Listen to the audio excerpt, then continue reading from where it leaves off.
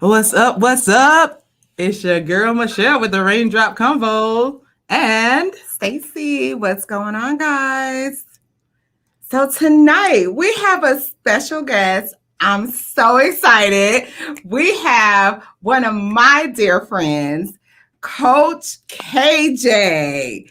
Coach KJ is here with us tonight. He is, if you saw our flyer on Instagram and Facebook, he is a University of Georgia grad. He is a entrepreneur, a former NFL player, and he's also the CEO of Three Keys Training. So, KJ, say hi to the people before we go to the intro. Hello, everybody. Thanks for having me, guys. Thank you for being here, KJ. We're going to get into this conversation. Give us one moment.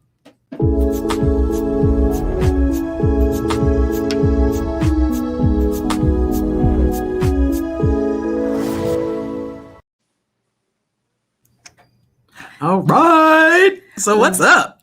We are back. Hello to our wonderful Sunday audience. We are finally back.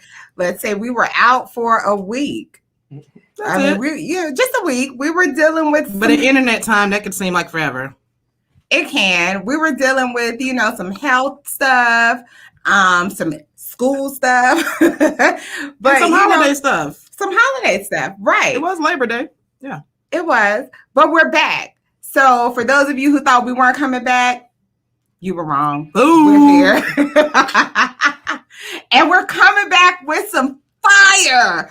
We're coming back with Coach KJ. Again, Three Keys Training. KJ, I wanted to talk about, give a little bit of your bio. I think I've already done that. So I know that you know yourself better than we all do. So tell us a little bit about who you are. Well, I'm originally from Daytona Beach, Florida, born and raised. For those who don't know, love Daytona. I like Spring break, baby. Home of fast cars and pretty women. NASCAR. I thought that was Atlanta though, with the pretty women. Well, that too. But yes, I attended Mainland High School there. That's actually the home of Vince Carter, who actually played at University of North Carolina and who's actually going to be a future Hall of Famer in the NBA. So he was just a big time athlete. So I played high school ball at that particular high school. Mainland was known as a basketball school because of Vince. But my senior year in 2003, 2004, we won the first state championship ever in Volusia County in football, and that allowed me to just earn myself a scholarship to go to University of Georgia. So that's why I attended school at UGA, where I was actually, a defense team captain in 2007. Finished number 2 in the nation. And we, went on to the Sugar Bowl, beat Colt Brennan, Hawaii, played Hawaii in the Sugar Bowl, and got an opportunity to play in the NFL for a little while there. And then hold on. Mm-hmm. Hold on. Yeah. So now, I know that you have a wonderful story about how you got from Daytona to UGA. Mm-hmm. Tell us a little bit about why you chose UGA and how you got to UGA. Yeah, well, it's funny because I was actually at another high school. My father was in education, so he was a principal. He's a retired educator, and he actually had a lot of inside ties on education, a lot of inside ties on how he wanted me to have my education in my high school years. So where Mainland was the neighborhood school. Mainland was the school where all the college scouts went to. Mainland was the high school where kids got scholarships year in and year out. But my father decided to send me to a new high school. It was called Atlantic High School. Atlantic was only maybe about 5 miles from Mainland High School on the same strip. But and Atlantic really prepared me, academically. It prepared me when it comes to how to respect individuals, how to get along with white men, white women, and how to have great conversation when it comes to my education, and to also how to use my resources. Not saying that Mainland didn't have that, but Mainland was known to be a little bit more of a, they didn't really care much about, the outer appearance of a student athlete. So, my father was like, hey, you're not going there, you're going to go to Atlantic. My brother went there. So that's how we kind of had the inside scoop. My brother's probably my hero. He's my second hero next to my father. And my father, I would say is my number one hero. My brother's my number two hero because how he treats his daughter and how he raised his daughter. So my brother made some bad decisions when I was younger. So I was able to see some of the mistakes he's made. So my father tried to shield that from me. So that's why I went to Atlantic. And, my senior year, believe it or not, I was playing, my junior year, I was playing basketball and football. I was a starting quarterback. Oh, wow. All right, Michael Jordan. and then, my junior year after football season, it was a rule. Everybody had to try out for the basketball team, right? And everybody, I don't care if you was a junior, senior, freshman, sophomore, I don't care if you played 3 years before, this coach had a rule. And everybody respected it, right? And, right after football season, we lost like in the second round of playoffs. I went to basketball tryouts. And after those 3 days of tryouts, the coach cut me. He told me I was too short to play on the varsity basketball team. And no way. I went home after going to summer basketball camp with the varsity team at their high school, at Atlanta High School. My mom, my dad was like, "What you doing at home?" I was like, "They cut me. They told me I was too short to play varsity, and they wanted me to play JV. Nothing wrong with playing JV, but I know my skill set was better than that." And I told my dad, I said, "I'm not going back to that school. I'm not playing sports for that school because as a freshman, I gave my all to that program." And I told him, I said, "I want to go to Mainland." My dad was like, "That's not happening." I said, "Okay, watch."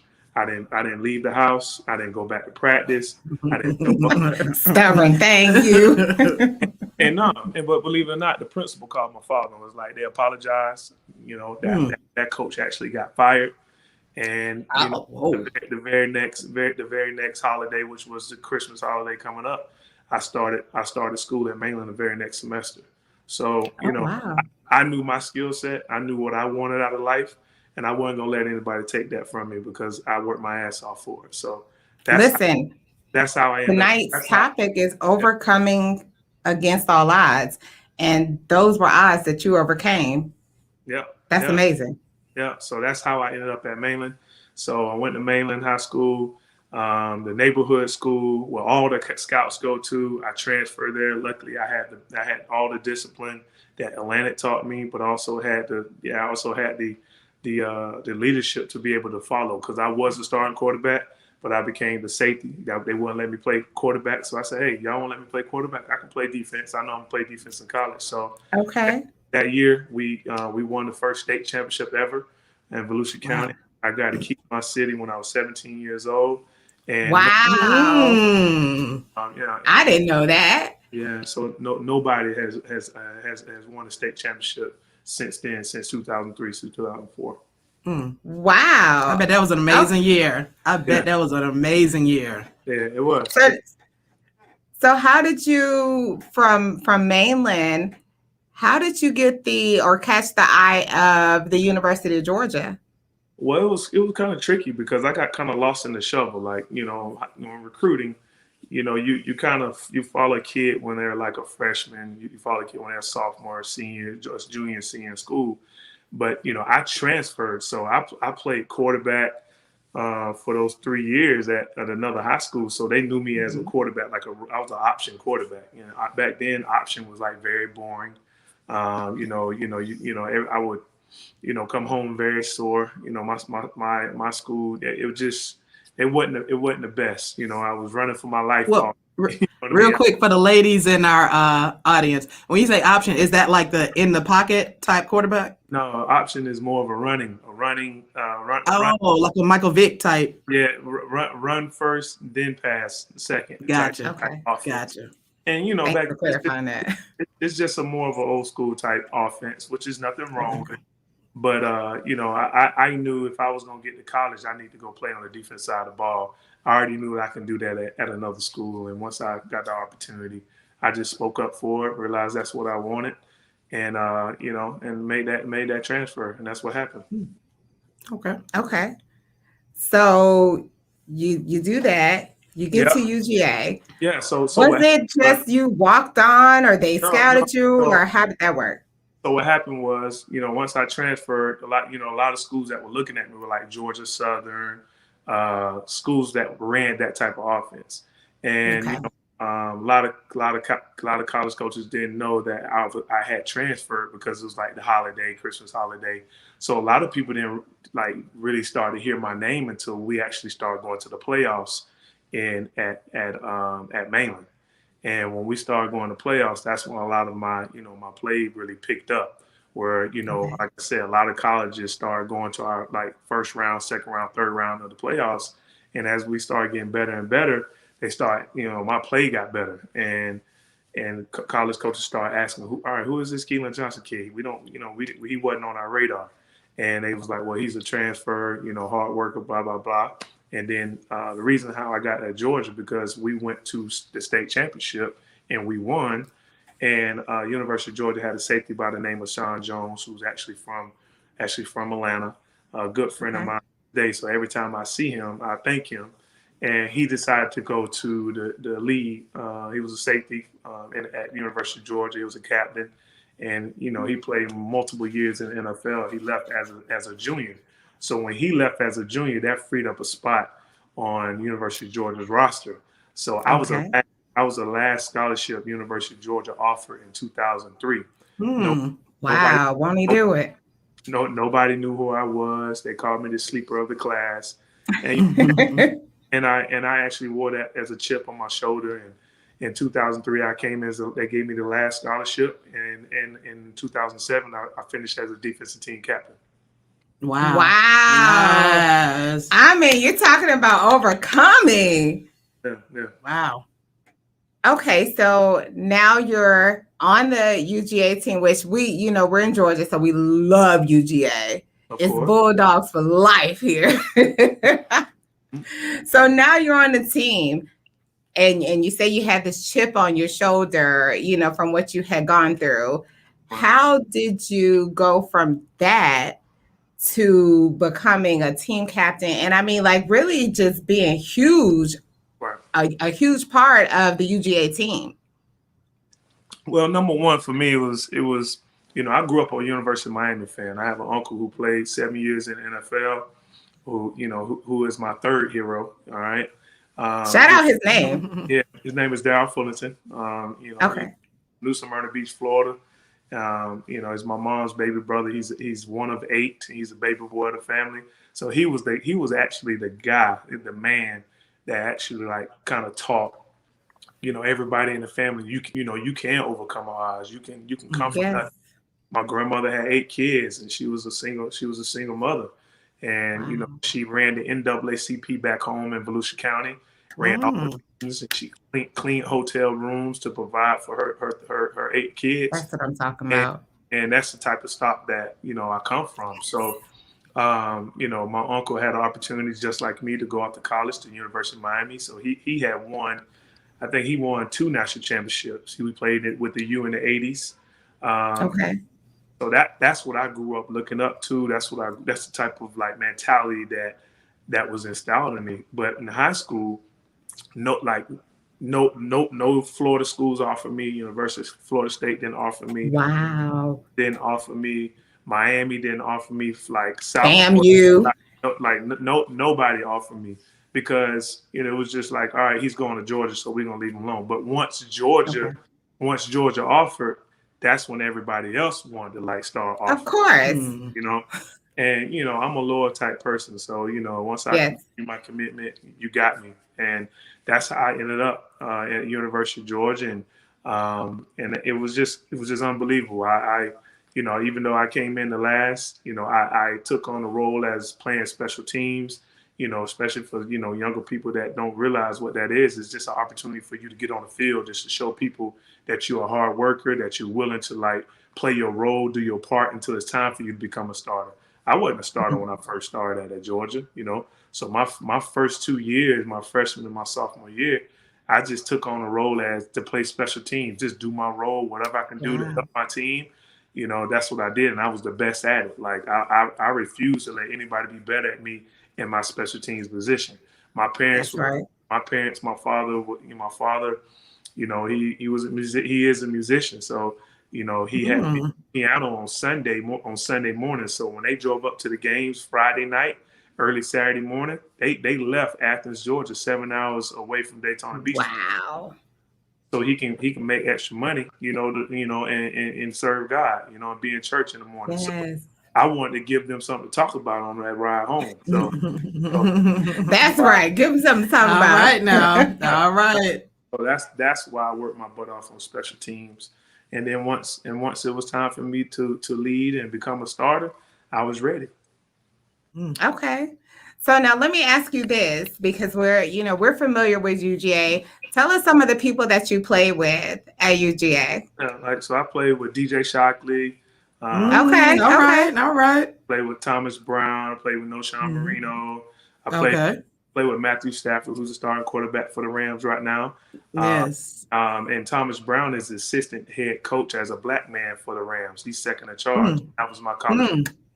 Nice. Okay. I played with David Pollock, David Green. I know Davey. I actually worked with Davey's mom for years. And so Davey and his wife, I forgot her name, but before they were even married, I knew them when they were, young, before they got married. So I know Davey. Yeah, David's out of Snellville, Georgia. So yes, he is. Yeah, I played with like Tony Taylor on the defense side of the ball. I played with Daniel Ellaby. Played with Charles Johnson. I played with Noah Atkins. I played with Tim Jennings, who's a Pro Bowl cornerback for the Chicago Bears and also for the Indianapolis Colts. Played with Greg Blue, who was from the city of Atlanta. I played with Trey Battle. I played with a lot of great big time names that came through the University of Georgia, and a lot of those guys shaped and molded me to who the man I am today. Now, I mean, you also playing for UGA. That means that you played for the legendary Mark Richt. Yes. How was that? A lot of people ask that question. So, honestly, Coach Richt, UGA fans. He is actually, every bit of who he represents and who you think he is. Man of faith. He's a man of action. He is a loyal coach. If he say he's gonna do something, he's gonna do it. I actually just didn't play with Coach Richt. I actually was employed by him at two universities. So, I coached with him on two different staffs. So I coached at University of Georgia and also coached at University of Miami once he got fired at University of Georgia. So, just for him to be able to think enough of me to bring something to the table on his coaching staff, I can only thank him enough because he helped me feed my daughter. You know what I mean? Feed my for my family. Okay, now. So he's actually one of the reasons why I'm debt free to this day. So. Say that again. We're gonna get into that. Hold on. Okay.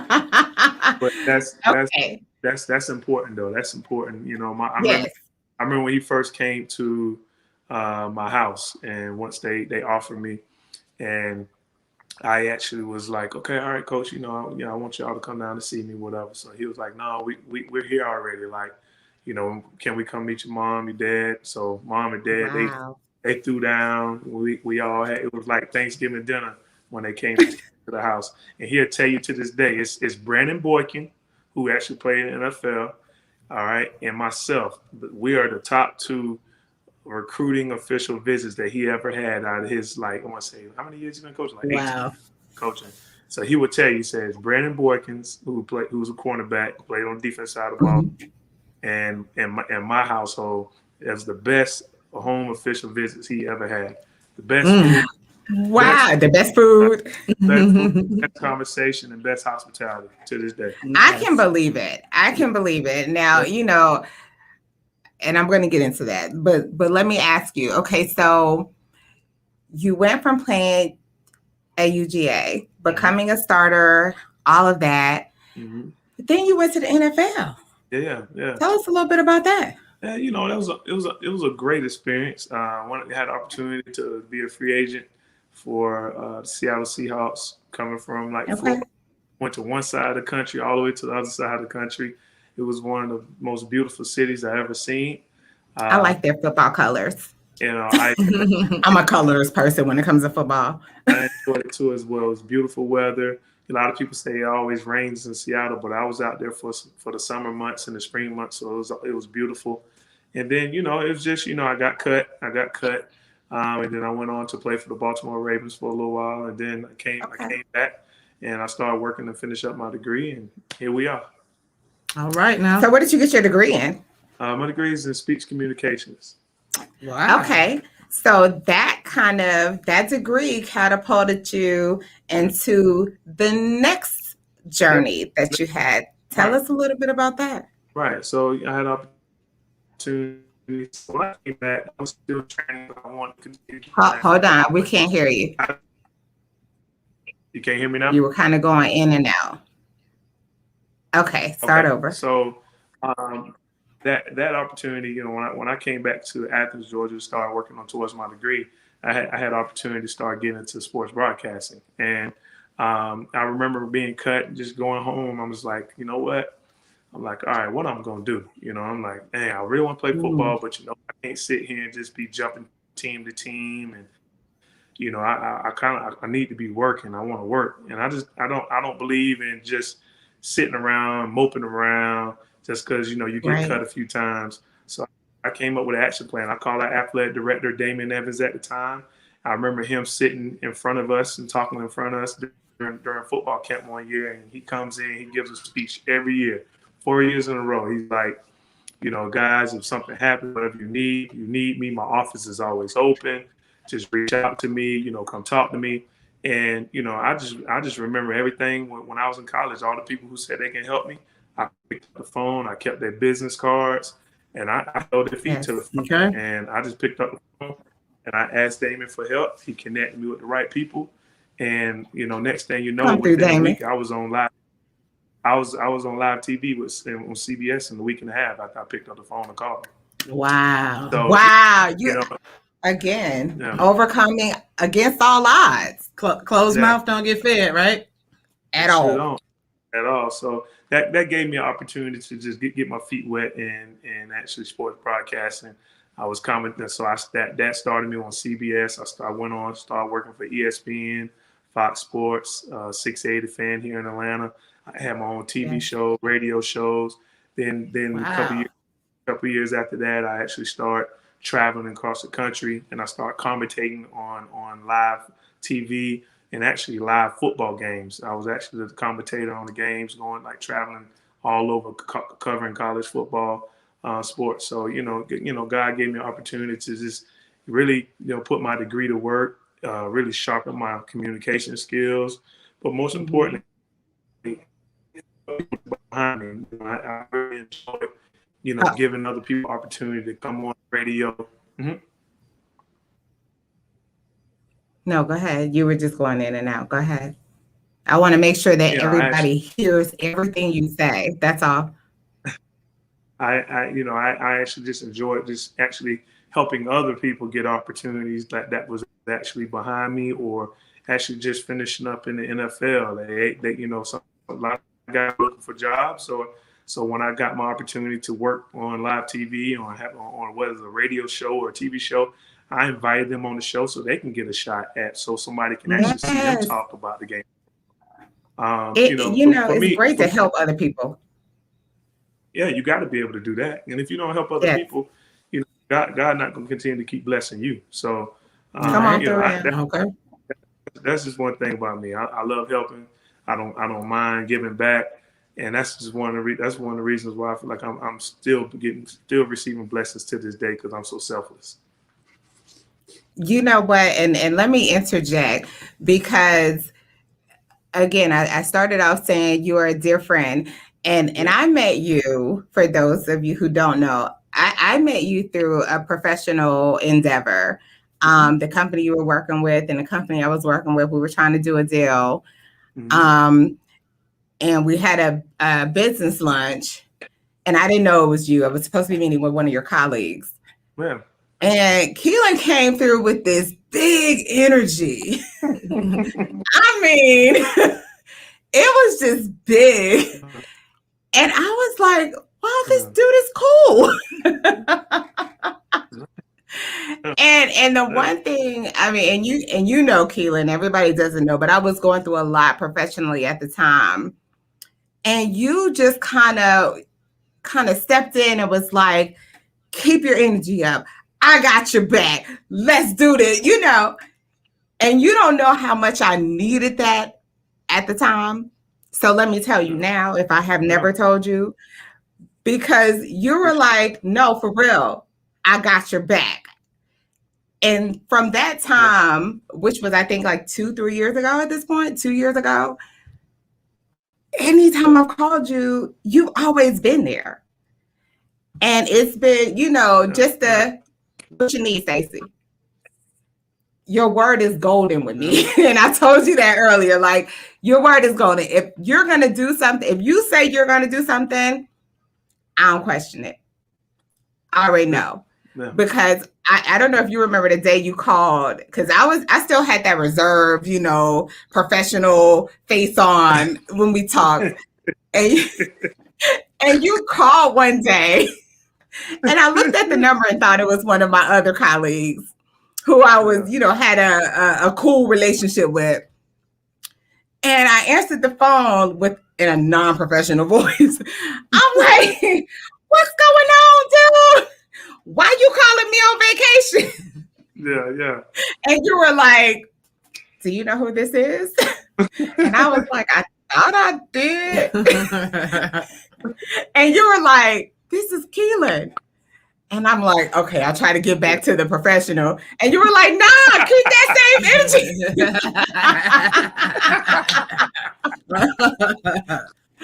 I mean, for you. You literally were like, oh, you gonna be my friend. Oh, you gonna keep it 100 with me. I feel like and I appreciated that because all my friends know, anybody who is still my friend now, know that they got to pull me out of, you know, my reservedness. They got to be like, no, kick the door down. You're going to be my friend. And that's going to be. Right. Well, you know, and you did that. I think that's where, you know, I think that's where a lot of people get lost. And because in the world that we was in, the world I am, you know, now I've matured in a lot of areas in my professional life. You know, I've learned to just, you know, you have to be yourself. People want to network, and people want to associate themselves with individuals that's going to be real, but most importantly, want to be professional too at the same time. You got to be able to turn it on and turn it off. I can't pick. Like, honestly, in order for me to be successful, I can't just have it on 24/7. Sometimes people gonna have hard days. Sometimes people gonna have bad days. Sometimes people gonna have good days. And I have to be able to relate to all of that or who they are, because those are decision makers, right? And you have to be able to win people and win champions, but you have to be able to do it in a genuine way. I'm not like that with everybody. So I want you to understand, say what you got, everybody will get that. Special. You know what I'm saying? People don't get that. But what it does is it shows people that you are human. It shows people that, you know what, it's depths to me, you know? And that's what I always appreciate about, you know, just interacting with others. And that's why I was trying to work hard. I was going hard in the paint trying to get you guys that contract. Because of who you are and who you are. And I don't even, I mean, I'm not going to tell all the business, but the fact that I was able to call you. For sure. You took care of my baby sister and her 11 friends. And she is still talking about the hospitality that she showed. Shout out to Zaire. Shout out to Zaire, who just started her new podcast, In the Thick of It. I saw that. I saw she posted that. Good for her. Yes. In which you were a guest, if I'm not mistaken. No, Kudos. not yet. Oh, I'm pretty sure you'll be next, though. I'm sure of it. Oh, but we got you first, so That's right. But let me ask you, as far as life, Yeah. what lessons did you get from the game of football? That's a great question. It's whether you believe this or not. I actually, got an opportunity to go up to North Carolina last week. We played Clemson, and the guy that I work out with, it's the gym in Atlanta. Shout out to PPE Sports, my boy Eric, who owns the gym. It's a great gym if you're in Atlanta. He actually has a trainer. His name is Jay, and Jay played ball at Clemson, right? And Jay was the fastest man in the NFL a few years ago. And I respect Jay a lot because I'm a certified strength coach. That's what I coached at University of Georgia, and I coached at University of Miami. So I gravitate myself to people that I feel like a synergy, kind of the same technique that I teach, and also I want to learn from, right?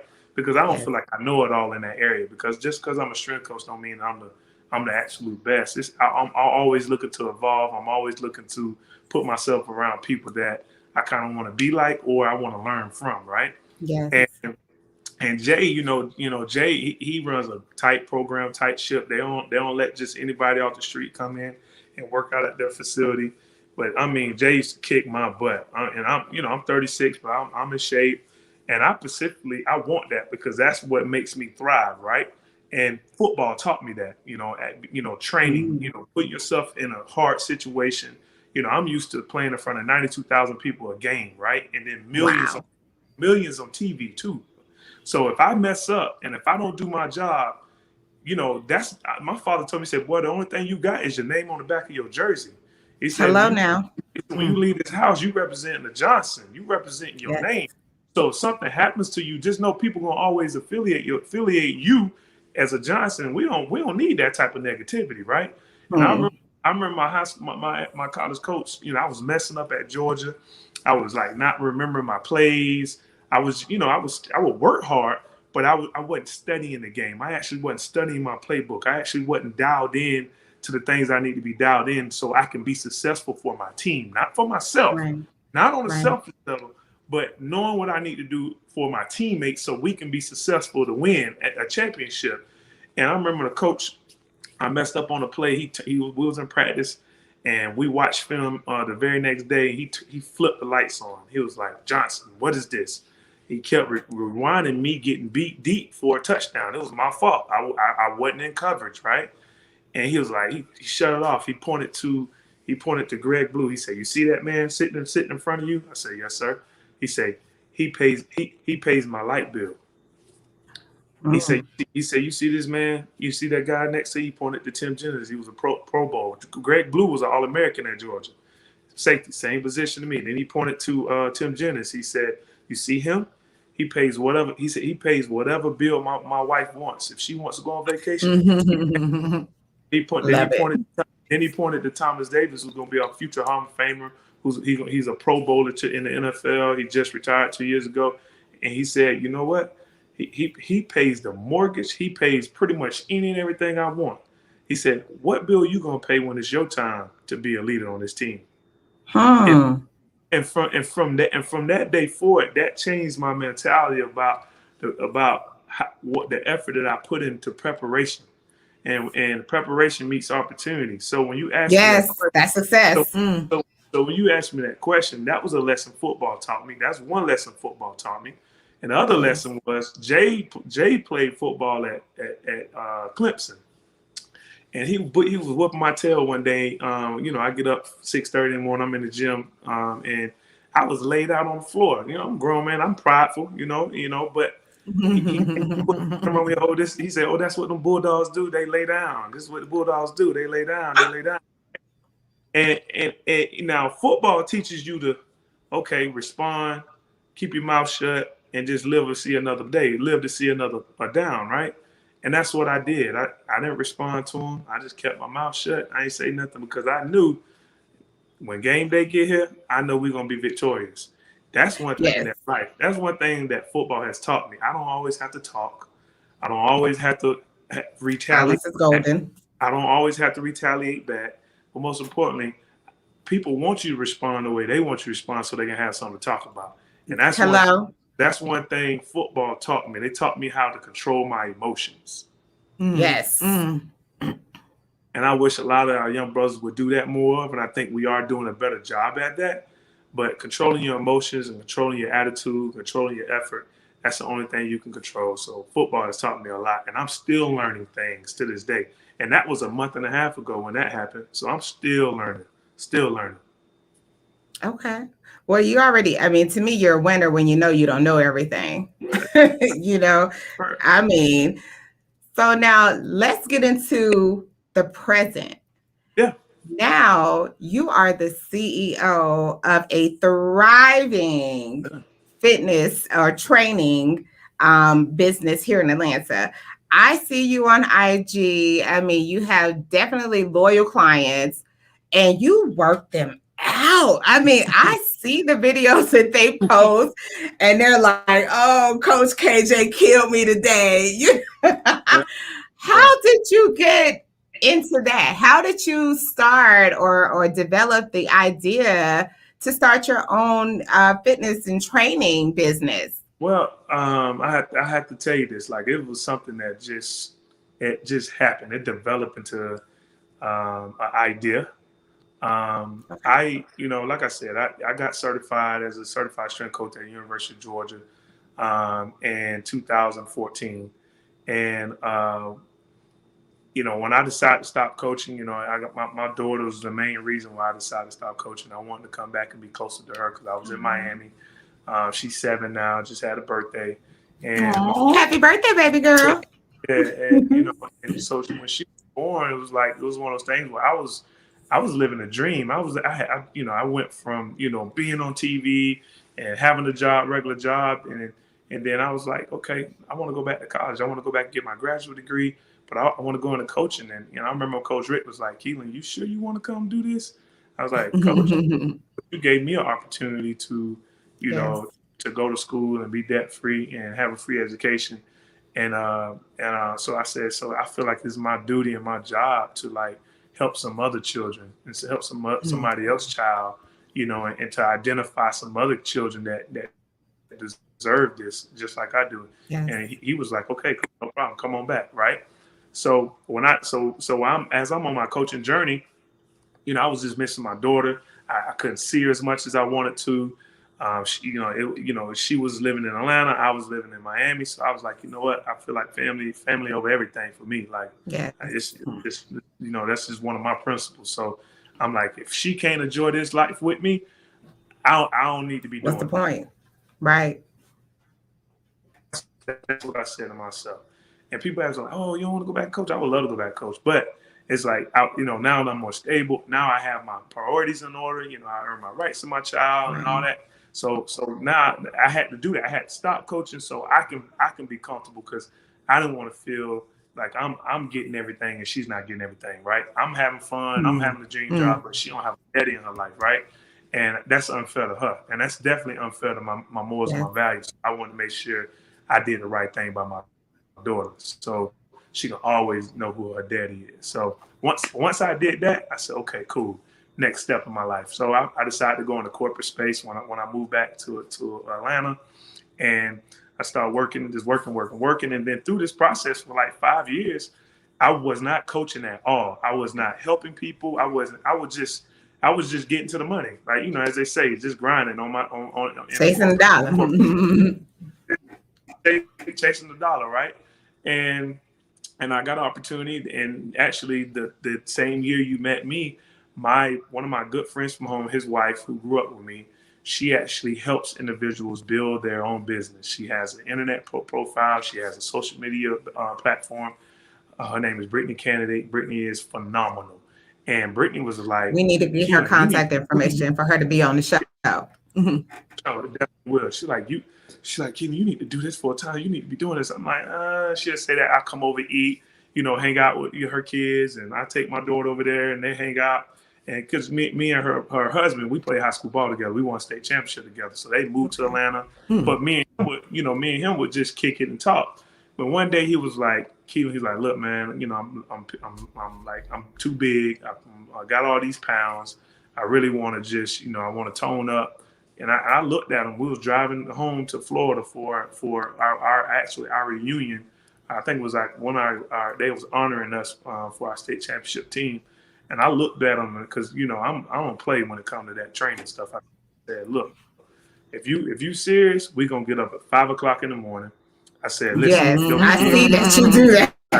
Like your kids deserve to see you. You know what I mean? You want to be able to take them to school. I said, your wife don't need to know. She don't need to, have no kind of negative energy towards you working out, right? I said, we're going to get up when they sleep. All right. And you're going to be home when it's time for them to get up. And you also going to be home when it's time for you to kiss your wife when it's time for her to go to work. So she don't feel no type of way, right? So we're going to get all this work done. We're going to get all this work done in the morning, and you got the rest of the day to be a husband, to be a father, help with homework, all stuff you need to do. And guess what? He was like, all right, I'm down. And that actually led to it started out with 1, and then 2 came, then 3 men came, then 4 men came, 5 men came. And here I am. I'm in the LA Fitness just training multiple men that I don't know, right? Besides maybe 3 or 4. And then now you got white men, you got Mexican men, you got all kinds of people just say, hey, man, can we train with you? Can we? And I say, yeah, if you show up on time, you get in the group, come on. And then that's when Brittany was like, all right, Keelan, you got something going. Let me help you. Yes. And she allowed me to come check out one of her seminars, her classes. I mean, she has people fly from all over the world, and she helped their business grow. And she was the reason why I started 3 Keys Training. She helped me with my LLC. I got started. So she helped me build out my programs, helped me build out my pricing, helped me build my internet, my website. She helped me build out all that stuff. So now I have a full blown business that I help people, people with their weight loss.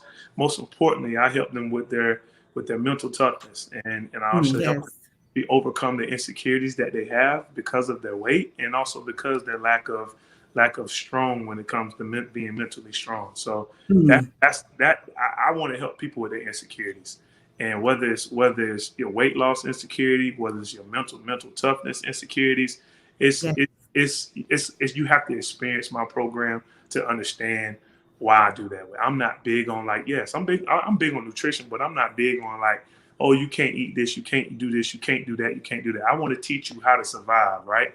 And I want to teach you the basis of how to do things on your own. So when it's time for you to branch away from Keelan, you can be like, all right, I got the basis, and I can keep myself healthy. Yes. Well, I mean, I actually kind of use your program a little bit without you knowing. I kind of copy some of those exercises that I see your clients do. And not only let me stress this, not only do people have to come into the gym with you, you actually do virtual coaching as well, right? Right. That's another thing that I will honestly say. Whether you believe it or not, a lot of my virtual clients get the same, if not better, results virtually with me because it's a 30-minute course, a 30-minute session, and it's work. Now it's not easy. We're not sitting there just high-fiving each other. No, I've seen working. And it's one of those things where you're consistently going for 30 minutes straight. Now I give you the breaks, things of that nature. But if you want to see fast, quick results, you come see me 3 times a week on my virtual classes. I guarantee you're gonna see results within the next month and a half. Sign me up, brother. Sign me up. I got some resistance bands. And I see it. He's on that screen and you can see the different, screens that are up. And he's like, come on, get at it. Let's go. And I'm like, oh my God, I feel attacked. Well, how can we sign up, brother? Yeah. So, you definitely just follow me on 3 Keys Training on my IG. Okay. And it's 3 Keys _training. Okay. Again, that's 3 Keys _training. That's the number 3. Number 3, Keys with an S _training. Reach out to me, follow me first, okay? So you can kind of see what you're getting yourself into. And then, you know, you can email me on my email addresses. Everything's on my bio. You can DM me, ask me for the link, and you can join a class. You can join a class at just 30 minutes long. All right. And I tell people, listen, do not come to me if you're not willing to put the work in, because I don't want my time to be wasted. Right now. I don't want my time to be wasted, and I don't want your money to be wasted. Right. That's why I haven't signed up. Let me tell you something. I don't do well with coaches. I don't do well with fitness trainers. Tried it. Used to go 6 o'clock in the morning. And I was like, this is for the birds. I don't like nobody yelling at me. I mean, you know, it is what it is. But because I can do it. I tell people, it's not the yelling, it's actually teaching. Yeah. And how I am, I have certain clients where I do one-on-one trainings with. I know I have to coach them, right? I know I have to give them a certain level of communication in order for them to get a certain type of results, right? And I also have clients that I can have a group setting where I know they're going to work hard. I know they're a little bit more self-sufficient, and I can say a few things, and I can say a few things to them to get them going. And guess what? They're good with that, right? But I also have clients where I have a softer approach. I also have clients I have a tougher approach. So, you know, again, that's that communication thing that come in. Like, you got to be able to know you got to be able to know your personnel. That's a football term, right? You got to be able to know who you're talking to. You got to be able to know who can take certain type of coaching. So I'm big on that. So let me add, let me interject first. Trinity, do we have any comments? We have. I see a couple on the screen. Put it on the screen? No, because they were talking. Okay. So let me ask you this. Let's get to some fun stuff. It's 46 minutes. I know. So we're gonna let you go in a minute, KJ. No. So I've heard from female trainers that it's hard for them to train men because they're always trying to hit on them. And so it's hard to establish that relationship. Now, as a young, spry, 36-year-old man, I don't know if you're single or not. Yeah. Are you? Okay. Yeah. Okay. I'm single. Well, do we not answer that? Yeah, we answered that. Oh my goodness. We can't hear you. Hold on, KJ. Hold on, KJ. What are you doing over there? It like timed out or something. Hold on, KJ. If you can hear us, hold on. Add me back, Trent. I think we're good. So are you single? That's number one. Yes, I am a single man. Okay, for all the ladies watching. So how do you deal with women that you train? Do they try to hit on you? Well, this is what I would say. That was a long pause.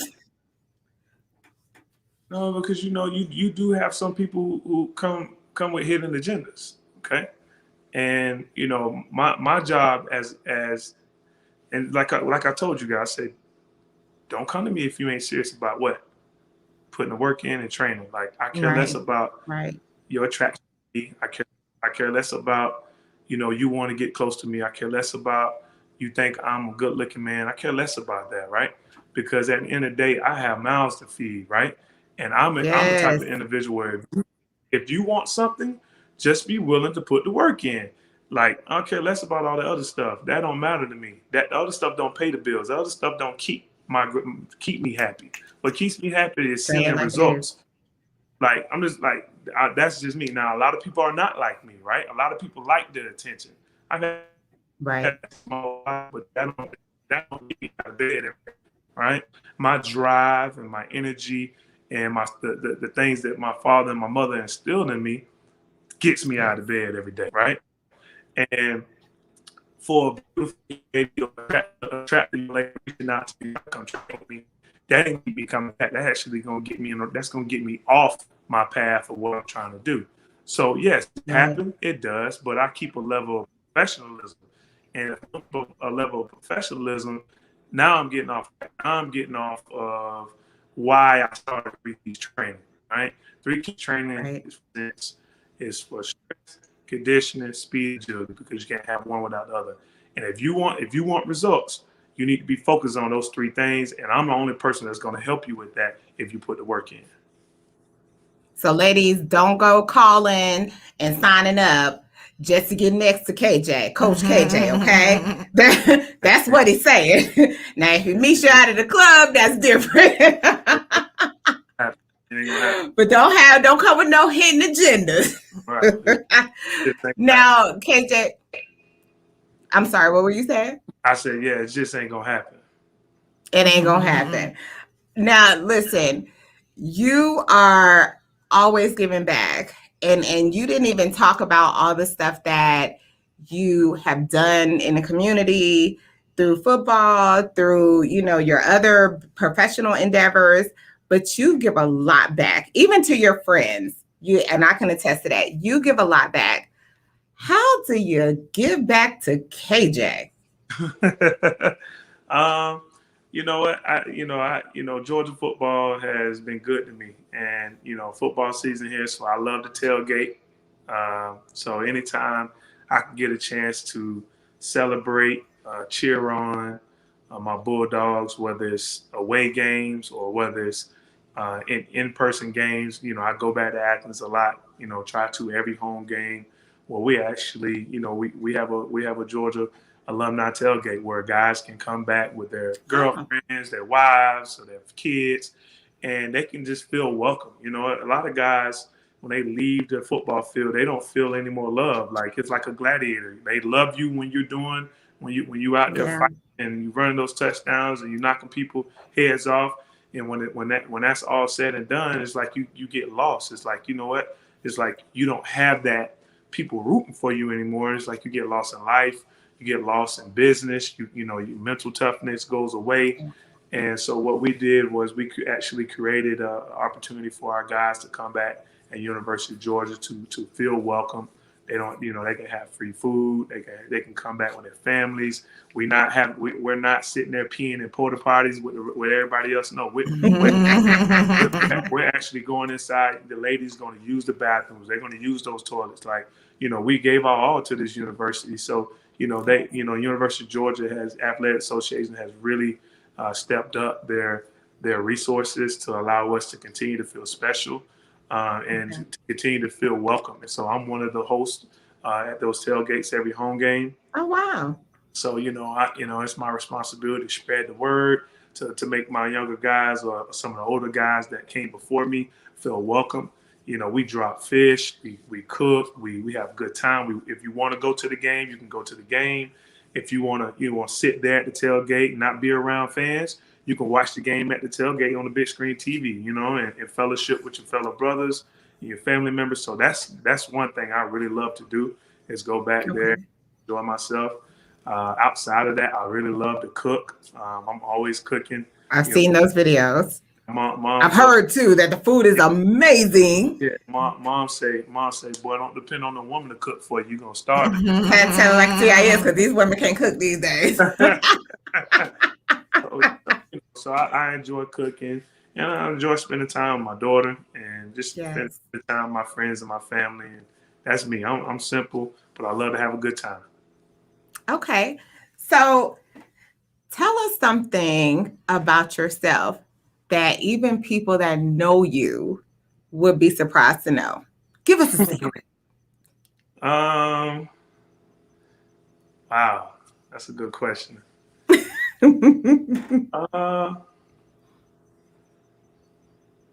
I really enjoy old school music. I guess people really know me. They know that about me. But if you don't know me, like I'm an old head. My father, I've seen you dancing. My father is a musician. He was a drum major at Bethune-Cookman College. So music's been a big part of my life. HBCUs, Bethune-Cookman and FAMU has always been in my family since I was born. But I love soul, I love music, I love gospel music. So that's something that I really love and I enjoy. Which favorite gospel song? My favorite gospel song, I would say my gospel artist, because I don't really have a favorite song, but my favorite artist is John P. Key. Okay. Yeah. This has been a good one. Yeah. Okay. So we're gonna now. Michelle usually asks about Kevin Samuels. Before she does it, I'm gonna let her do that. Let her segue into my final question. Well, before I do that, real quick, I just want to shout out a couple other people that chimed in. Miss Bates, Miss Mary Bates, how you doing? Thanks for joining us. And Mr. Sam Melson, thank y'all for coming in and chiming in. All right, but yeah, real quick. Okay, but they can still hear us, right? They can hear you. Then we good. Okay. Yes, hey, that's tech stuff. Real quick though, because we always ask every male guest, what do you think about Mr. Kevin Samuels and this movement and kind of this bitterness that's brewing between Black men, Black women? What's your take on that? Because he's pretty big out there with that rhetoric. What do you think? Well, I honestly believe that sometimes you have to play devil's advocate and you have to stir the pot to get people to think. And the videos that I've seen with Kevin, I feel that I feel like most of them are valid from a male's perspective, right? But I feel like his delivery in those videos when he's talking to certain women could be a lot better, right? Because I am a communicator. So if I want to get somebody to think a different way or I want them to see my point of view on something, I have to be very, very, strategic about how I come across. And I think some people do. I think some people become famous or they get some type of clout off of their delivery because they are so blunt. I'm not a blunt person when it comes to matters of the heart. When it comes to matters of the heart, I feel like you really have to respect the person next to you. But most importantly, you really have to use a form of communication to get them to be vulnerable and open. And if you be so blunt, that person's not going to be open because they feel like you're attacking them, right? But I feel like Kevin has some really good material. I feel like Kevin has some really good conversation starters. I think he gets men and women thinking about their future, think about what they really want out of love or a situation, whatever the case may be. But I just think his delivery can be a whole lot better. But again, just because you're right don't mean that you're not. Just don't mean that you communicate it the right way. But most importantly, he's trying to get followers. He's trying to build his fame. He's trying to build the controversy because people love mess, right? People love a little drama, and just know that's his angle too as well. So. But I think some of his stuff is very good because it does get you to think about your place in life and your place in your love life and where you stand in certain things. But outside of that, I think he can do better in his communication.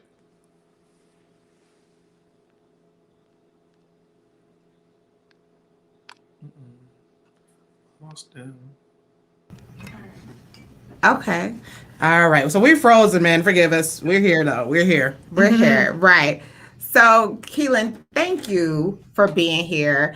I mean, what we want to do here with Raindrop Combos is to showcase our Black men that are out there doing it. I'm so sick of hearing there are no good Black men. Yeah. And I think to the whole Kevin Samuels thing, he's trying to show that the issues with Black women, there's issues on both sides. Yeah. And so what we want to do is counter that and say, as women, as Black women, we're not going to down or degrade or belittle our Black men. There are some wonderful Black men out there that are doing it and that have hearts of gold, and you are one of them. Shout out to our other guest, Mr. Glenn Thomas, who also, is like that. So we just want to thank you for being here. We want to thank you for everything that you're doing in the community, in the Black community, just to bring us together, to unite us, to, make us better.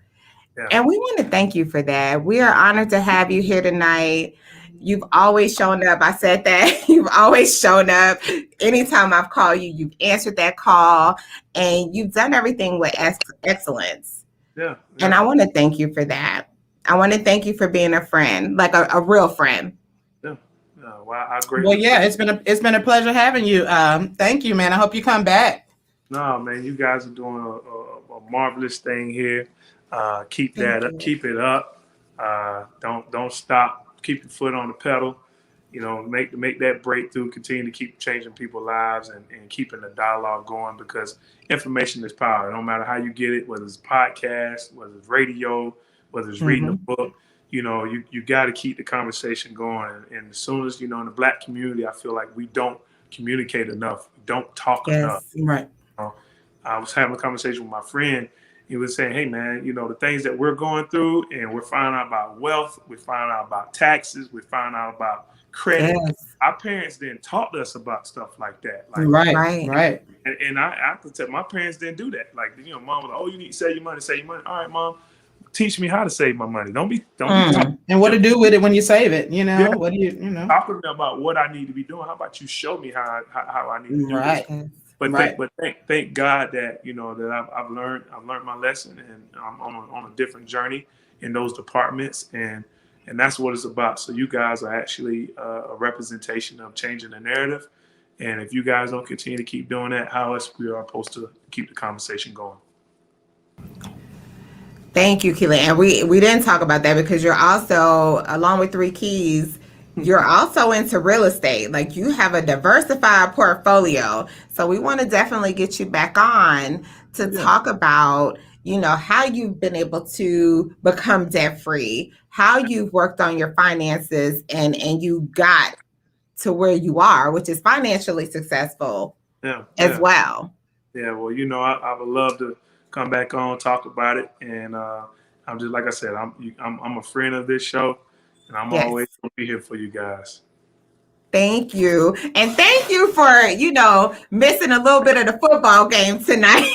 Oh, yeah. It's okay. It's okay. It's all right. It's all right. You know, hey, I'm here. It's all good. I'm here. We appreciate you. Yeah. Thank you, Keelan. It's much love. All right. See y'all to our later. audience, thank y'all so much for listening.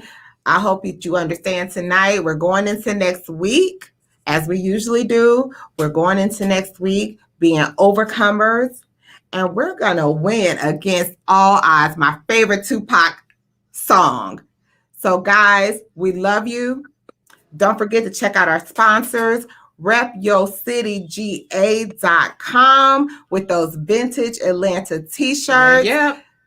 Check us out on our website, www.raindropcombos.com. We're going to keep it coming. We love y'all. Peace out. Peace.